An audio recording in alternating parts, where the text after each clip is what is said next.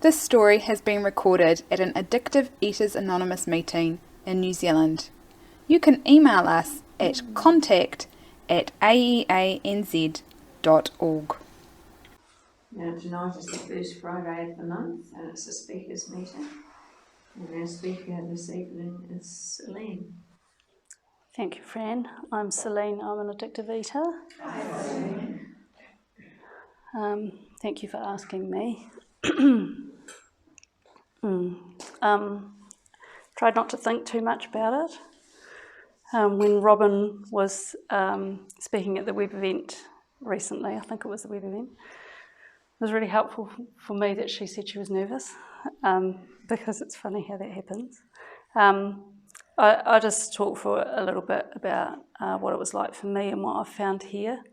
I was very, very resistant to come here. I wasn't one of those people who always knew I had a problem with food, and I think that is because the disease was so strong in me that I was just able to justify it, justify normal. That's what I always made up the rules around the food and justified that was normal, because some people did calorie count, some people, when I watched people eat, when people had morning or afternoon tea, I'd watch how much they ate and I would try and do that. And so I tried to have all these rules around food, but those rules were really warped and I didn't stick to them, but I tried to justify it in my head that I had. And so I was the kind of eater that got a huge amount of pleasure out of food. I loved it, had a love affair with it. And I remember, from a very young age, the looking forward to eating, my addictive behaviours that because I'm multi-addicted, I've got addictive disease. Food's one of the substances. Food is one of the things, shoplifting food. One of the things I did was also obsessing about boys and doing other things. But it was all around the rules and the weight. I didn't want to be overweight and tried to vomit, couldn't vomit. So I'd restrict. And I've talked about it here, about, being a young child, and we were Catholic and we'd give up certain things for Lent, and I always gave up some sort of food, usually lollies. We didn't get much of that sort of stuff at my home, but my nana bought us lollies all the time, and so I'd save all them up. I think it was for 6 weeks or something like that, and I would just open the drawer and look at them all through Lent. Never ate one. And my siblings, some of who have ended up in here as well, hated that because they didn't feel that they could do that. But that was all part of the control for me. It was, I would get given a bag of chips, and they were the big crinkles in those days. And I could eat one crinkle and put the chip back in the bag, and bring it out the next day. So my siblings, 3 days later, they'd eaten theirs, in 10 minutes, and Celine would still be bringing out the bag of chips, eating some crinkles and putting them back. Because if I had my kit of tools for my addiction, I knew I was all right. And when later, I did it with alcohol and drugs and other very destructive things, and that kit, up on the top of, illegal drugs and stuff, so that was just part of the disease and around control. And but what I did know very early on, early teens, was that there was something wrong with me mentally. I thought I was crazy, and some of the things I was doing with the food around then was eating, hiding food under my bed, and and then getting food poisoning. So there was things that were really abnormal about food, but I still thought I didn't actually connect that. I didn't know that putting a pie under your bed for 3 days and then eating it, would cause you to be sick. And I never connected it when I was vomiting, and my mother was really worried because I'm really ill. I never thought it was the pie, you know. So this is the justification to me to how to keep doing those things, you know, and shoplifting and stealing money, and stealing milk tokens and all those things to pay for my food. So I did know that I was unable to form friendships that were healthy, and I didn't know how to do life. I didn't know how to be a friend. I just lived my life in fear. Feared people, feared adults, feared other kids, and lived my life in fantasy, actually. And it was very isolated. I couldn't function at school and high school, and I would just leave and sit in the graveyard, you know, just on my own, because I was happier doing that.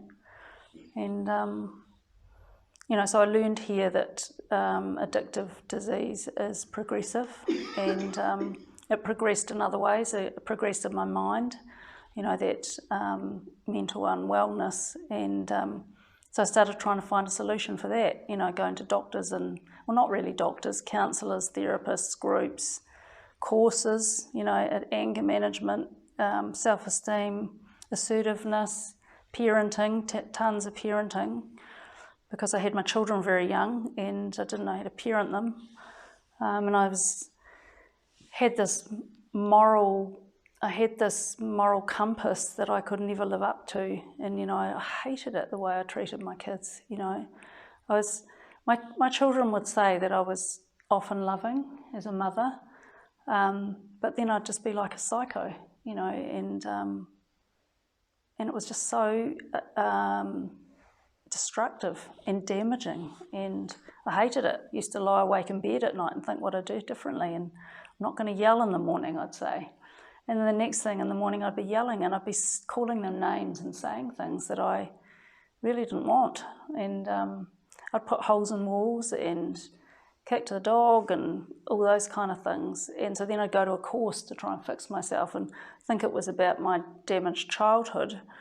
You know, my parents were alcoholics, and that was a red herring for me. I'd try and fix, but I was never honest with those. I was never really completely honest with those counsellors and, you know, people, because I'd give them Celine's version of events, and, you know, I know that that's part of the disease of covering up so that it can continue. And I found this fellowship because I went, my brother went into treatment, but also I went to another counsellor who was actually a member of AA. I didn't know it at the time, and he sent me to AA. People from this fellowship made themselves known to me, and I was so grateful for that, and I still am, that around the food. And I just said, if it gets bad enough, I'll come. And I remember talking to Leonie one day on the phone, and I said, you know, if it gets really bad, I can't remember what I said, but I remember Leonie said to me, I don't like your chances. You know, my family situation, but my behaviour, you know, don't like your chances, oh gosh. But the thing is that I knew where to come. I knew I wasn't looking to go to Princess Margaret or any other weight control thing. You know, I knew that, you know, if it really got bad enough, this was the place to come, because I knew about 12-step fellowship from a young age, because I'd seen this family member. I knew there was something special about 12-step fellowships. This family friend of mum and dad's who was drinking alcohol like in a teacup, you know, whiskey at 7 a.m, who got sober. It was a completely different man. So I knew there was something. And then these other people that were here, and what they talked about, how they used to be, I knew there was something special. And of course, because the disease is progressive, that got worse. And I came here, and still I didn't want to have to do what all of you did. I thought, I love that saying here that half measures availed us nothing. Because I thought half measures of it might avail me some degree of comfort. My experience is that half measures availed me nothing. I tried to do I did some things, but wasn't prepared to surrender, and I couldn't have even articulated that, but I just wasn't prepared to give up everything. And that's not just the food, because I was on a food plan, but I wasn't prepared to give up everything, and I didn't get better, and I remember when that time happened for me, and the Achilles heel for me was this living in fear of what people thought of me. And when I was prepared to give that up and actually be really honest and open with people, things changed. And I remember saying for years in these meetings, I hope that was the last one. I don't know whether I'm going to stay sober, but I have.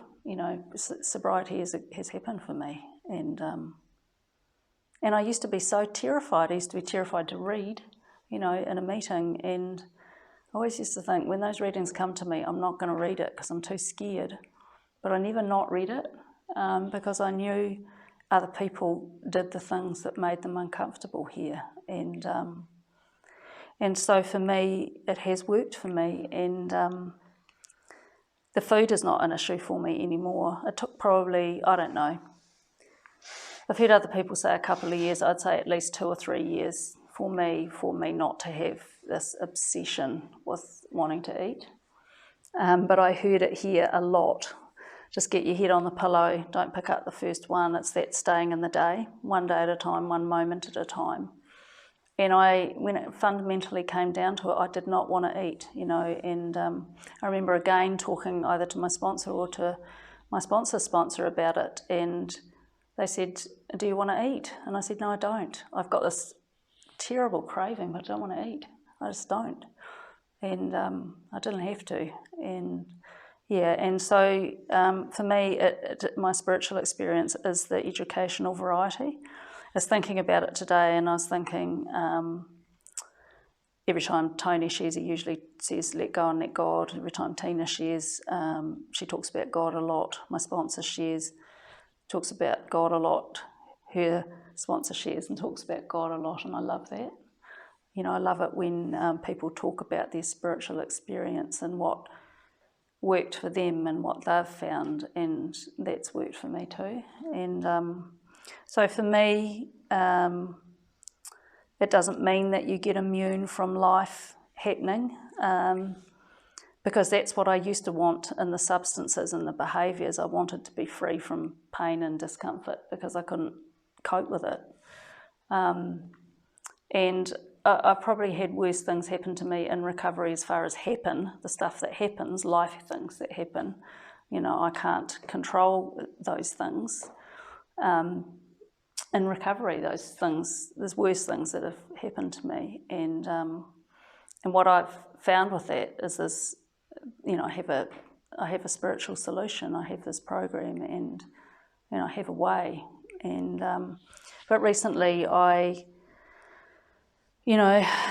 people talk about that cunning, baffling, and powerful disease, and it's never about the substance for me these days, but it's about the thinking, the overthinking, and the trying to fix it myself, and things that have happened that I haven't wanted to happen that I've tried to fix. And I just do know that disease is just sitting there because it's that justifiable, okay, well, you better find a solution for this, and it's not my job, it just isn't. And I find it very easy to forget, that it is about let go and let God, and one moment at a time, living in the now. That actually my experience has been is that nothing I've thought about has been fixed. Nothing I've focused on to try and fix myself has actually been fixed. It's actually living this program as a way of life is where the solution has been for me. And so I will just finish on, it's very hard to talk about, there's so much I could talk about recovery, and what that is for me. And I do love my life. I have, my husband is still with me, and that wasn't going to be happening way back.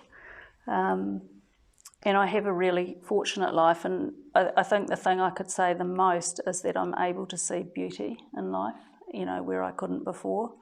I'm just able to appreciate, just nature and all its beauty and people and animals. I was at the dog park again today, which is Charlie's happy place, our little dog. But it's also my happy place. If you ever want to go to a happy place, go to a dog park, because it's just joy. It's just they're all enjoying themselves. It's just lovely. But Kerry said to me the other day, Kerry has done lots of things that I'm proud of Kerry for. One of them is that he's been a donor for some families, and we've just had a new little grandchild born a couple of weeks ago, little James. Kerry's got 3 little boys now, to different families, and just such a gift for those families, and they're lovely families. But Kerry was just saying to me, the oldest of his children, who's 3.5, Kerry said that one of the parents was talking to Kerry the other day, and said that the biggest joy for them about all of this, because they know what Kerry's like, is having me and Paul in their lives. And it's not lost on me, that those joys is not something that I ever would have had if I was eating. I would not have that, and that is just being available to those people, and just the simple things that we know to do. But I could never have done that on my own. And so I'm very grateful for all of you, for the sponsors and the people that do the service and the people that come to meetings and give me my treatment, and for all the joy that I get given here. So I will keep coming. Thank you.